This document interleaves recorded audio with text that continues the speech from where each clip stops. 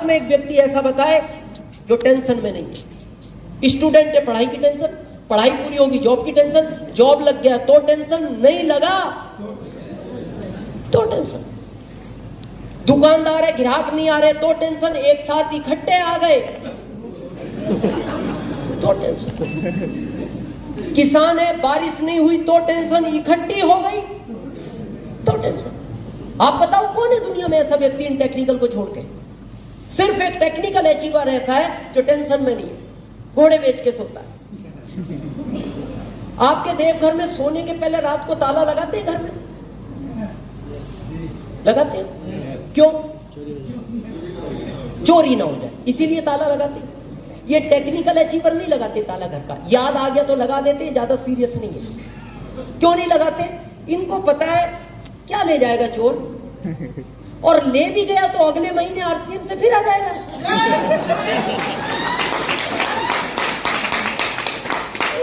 क्या घर से लगाया जो चला गया? गीता जी वाला संदेश क्या लाए थे? क्या लेके जाओगे? क्या पाया जो खो दिया? क्या लगाया आपने आरसीएम में जो खो दोगे? लेकिन आज तक आरसीएम वाले के घर चोरी नहीं हुआ, ये रिकॉर्ड है। पता है क्यों? चोरी भेद से होता है। आदमी पहले उसके बारे में पता लगाता है, ये घर में कितने लोग रहते हैं, कब आते हैं, कब जाते हैं, कौन कब तक जागता है, कब सोता है। तो जब वो इसका पता लगाता है तो इसके घर पता है चोर क्यों नहीं आता? उसको एक ही बात का टेंशन होता है, जाग गया तो प्लान दिखाएगा।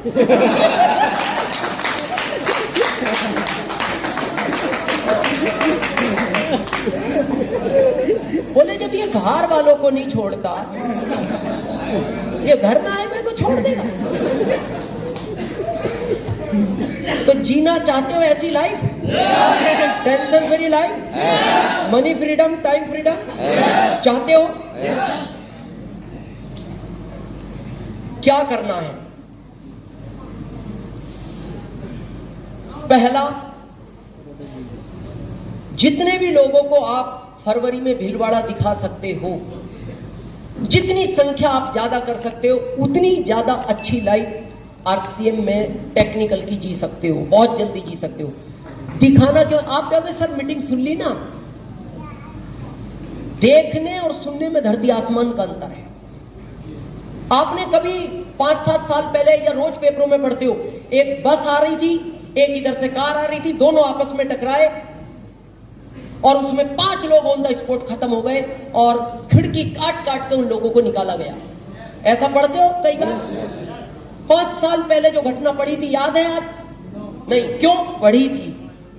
पर आप किसी चौराहे पे जाओ और आपके सामने बस आए, भगवान ना करे कोई कार उससे टकराए, 5 लोग ऑन द स्पॉट मर जाएं, चिल्ला रहे हैं, आप खिड़कियां तोड़ रहे हो, निकाल रहे हो, उस घटना को आप जिंदगी भर नहीं भूल सकते। वो ही घटना फरवरी में भीलवाड़ा होने जा रही है। उस घटना को जो देख आया, उसको आरसीएम में बड़ी पिन आने से दुनिया रोक नहीं सकती। वो घटना होने जा रही है। तो चाहते हो ऐसा जीवन? क्या करना है समझे? अच्छा 10-12 मिनट बात कर सकते हैं पीछे वालों? देखो, भारत का समझदार आदमी वही है जितना खर्च किया उसको वसूल करो। नियम तो यही बनता है, तो इतना तो वसूल करो, 150 तो करें 10 मिनट। तो चाहते हैं टेक्निकल जैसी life, time freedom, money freedom? आप भी बनाना चाहते हैं 32,500 स्क्वायर फीट में घर? आप भी चाहते हैं 50 लाख की कार घर में लाना? तो क्या करना है समझ लें। पहला, डिसीजन ले। किसका? खुद का। पहला डिसीजन खुद का। जिंदगी में मैं आरसीएम की बात नहीं कर रहा, बहुत ध्यान से सुनना, 5-10 मिनट।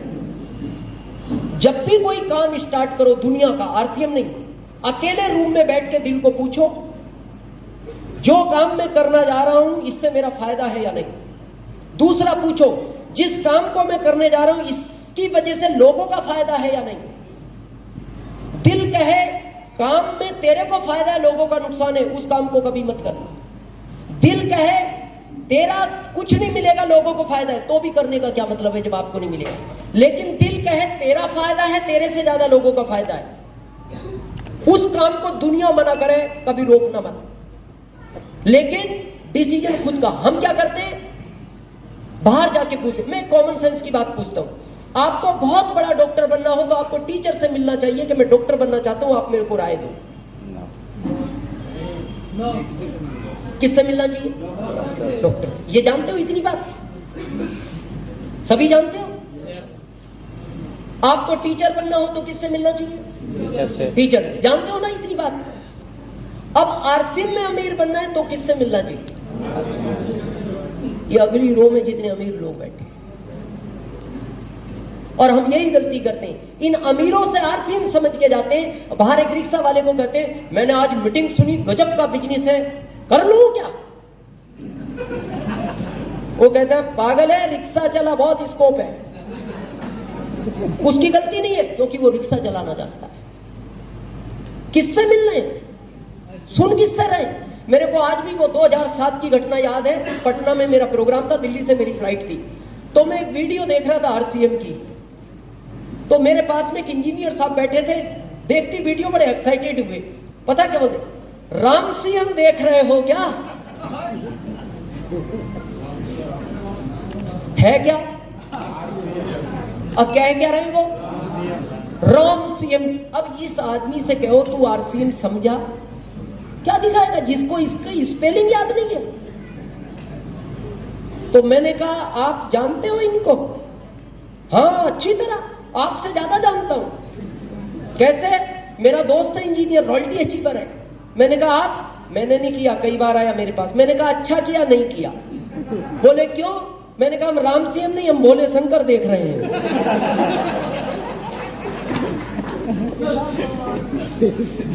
किससे मिल रहे हैं?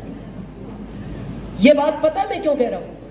हम ज्यादातर अपने मिलने वालों से राय लेते। मैंने ली, मैं प्रैक्टिकल बात करता हूं हमेशा।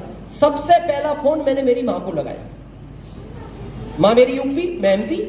मैंने मेरी मां को कहा मां मैं जॉब छोड़ रहा हूं। क्या रिएक्शन होगा मां का? पागल हो गया तू? तेरे को जॉब के लिए भेजा और जॉब छोड़ रहा है?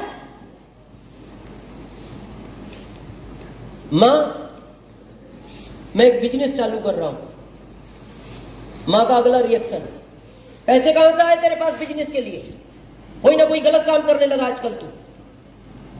नहीं मां, एक ऐसा बिजनेस है जिसमें पैसा नहीं लगाना, बहुत पैसा आएगा। हमें तुम्हें नहीं, पड़ोसियों को आएगा, गांव को आएगा, समाज को आएगा, देश को आएगा, जिंदगी बदल जाएगी सबकी। अगला रिएक्शन, बेटा कैसी बहकी बहकी बातें करता है तू?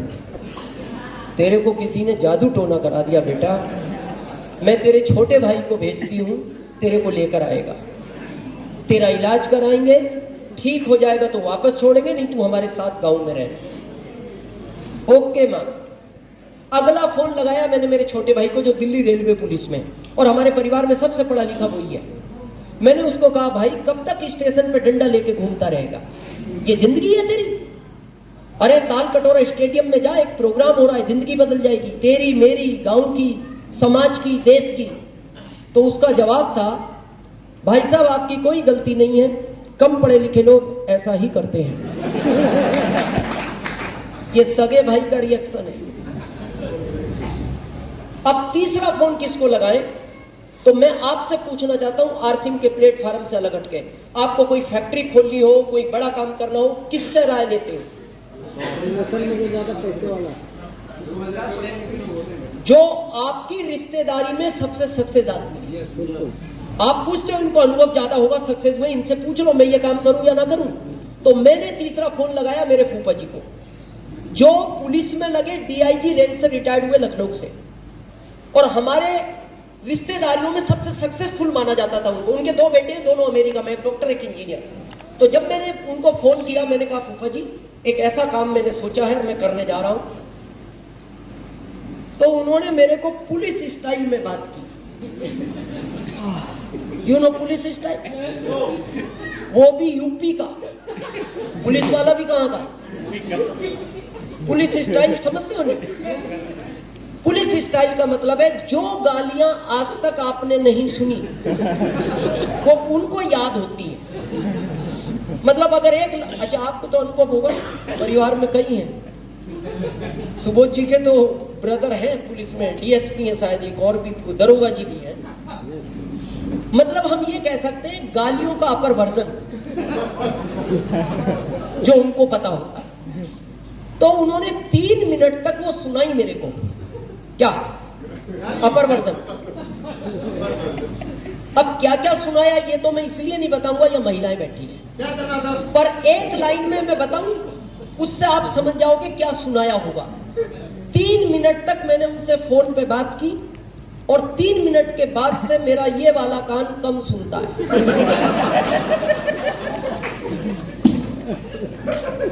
अब आप समझ गए होंगे उन्होंने क्या क्या कहा हो। उसके बाद मैंने मोबाइल से सिम निकाली, उस सिम के 3 टुकड़े किए।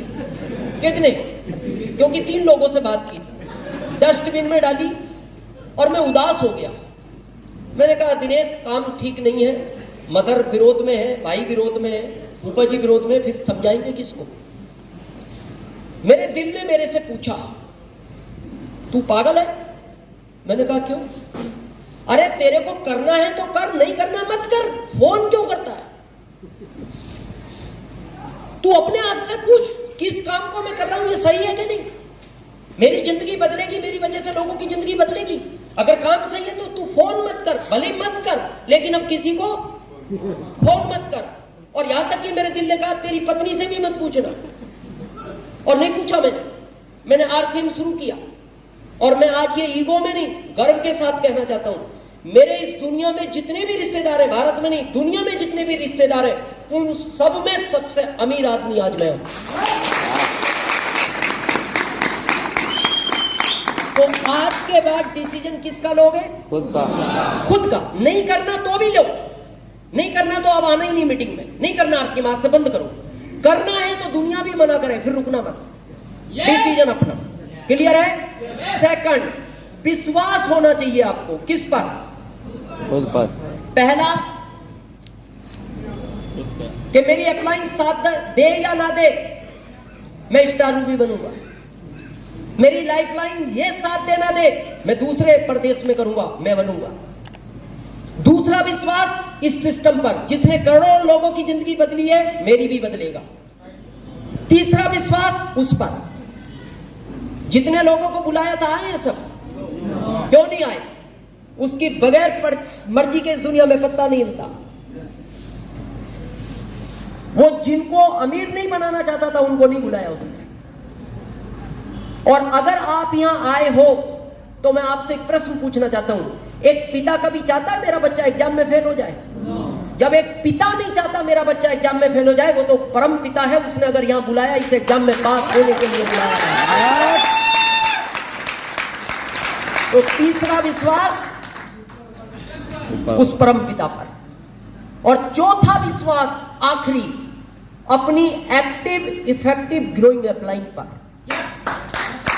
जो दिन रात आपके बारे में सोचती है कि मेरे इस व्यक्ति के कितने लोग भिलवाड़ा जाएंगे, मेरे इस व्यक्ति की कब कार आएगी, मेरा इस लाइफलाइन का कब घर बनेगा, जो दिन रात चिंता में है, उस पर करना।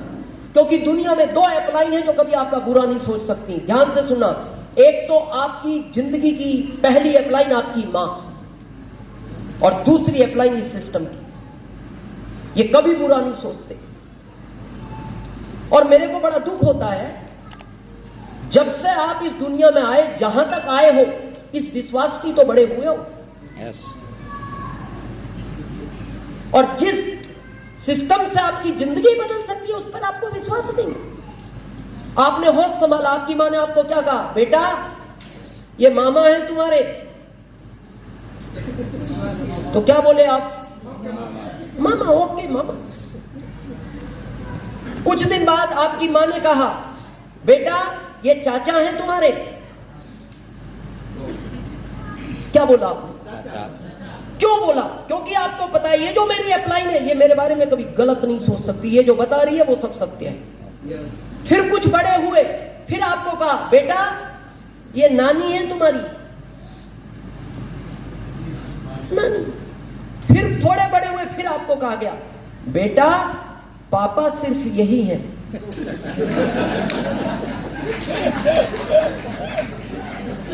हाँ, ताकि कंफ्यूजन ना रहे।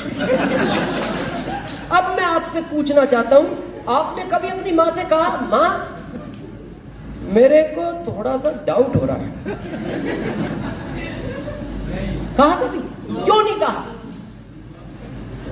क्योंकि आपको पता है ये मेरी जो अपलाइन है ये मेरा कभी बुरा नहीं सोच सकती। और मैं इसीलिए कहता हूं आरसीएम जैसी बहुत कंपनियां होंगी दुनिया में, दुनिया की भारत में मैं उन कंपनियों के ना विरोध में हूं ना मैं नाम लेना चाहता हूं, पर मैं आरसीएम और उन कंपनियों का एक राज बताना चाहता हूं आपको। आरसीएम में जब तक आप अपनी टीम के 10 लोगों का घर बनवाओगे नहीं, आपका बनेगा नहीं। आरसीएम में जब तक अपनी टीम के 10 लोगों का घर बनवाओगे नहीं, आपका बनेगा नहीं। और बाकी कंपनियों में जब तक 10 लोगों का घर बिकवाओगे नहीं, आपका बनेगा नहीं। अब आपकी अपलाइन को घर बनाना है तो पहले आपका बनवाना पड़ेगा। तो फिर उसमें डाउट किस बात का? वो कह रही है भीलवाड़ा चलो फरवरी में। वो इसलिए भीलवाड़ा ले जाना चाहती है, वो आपका 1 करोड़ का बंगला बनवाना चाहती है, इसलिए वो कह रही है भीलवाड़ा चलो। तो कर सकते हैं विश्वास। और लास्ट पैशंस, धैर्य चाहिए इस बिजनेस में। कितने टाइम का? 5 साल। क्यों चाहिए? प्राकृतिक से सीखो। जब आप एक बीज बोते हो, अंकुरित होता है, पौधा बनता है, टहनियां आती हैं, पत्ते आते हैं, फूल आते हैं, फल आता है। ऐसा कोई सिस्टम है बीज बो खींच के फल निकाल दो?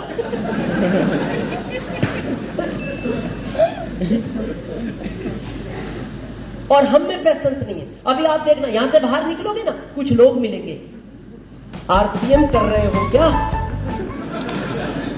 हाँ, आरसीएम कर रहे हैं। बड़ा धीरे धीरे चलता है, धीरे धीरे चलता है।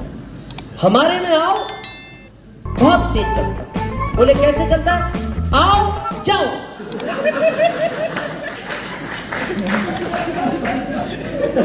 बोले जाओ कहां? आओ जाओ। और कहां जाओ? जाओ। ये हाइब्रिड पौधा है, ये नेचुरल पौधा है। यहाँ बुजुर्ग बैठे हैं, आज के 30 साल पहले किसी ने सुना कोई हाइब्रिड पौधा भी होता है? no. और आज एक आम वो है जो 5 साल में बड़ा होता है, और एक आम आज वो आने लगे जो इतने बड़े पे फल आ जाते हैं, वो हाइब्रिड है। और लोग पूछते हैं अरे यार इतने पेड़ पे आम आ गए? हाँ आ गए, ये हाइब्रिड है। कब तक आएंगे? बोले ये गारंटी नहीं है, जब तक आ रहे हैं खा ले। ये जैसे जल्दी बड़ा हुआ है वैसे ये खत्म हो जाएगा। ये नेचुरल पौधा है, इसको दुनिया का तूफान नहीं हिला सकता।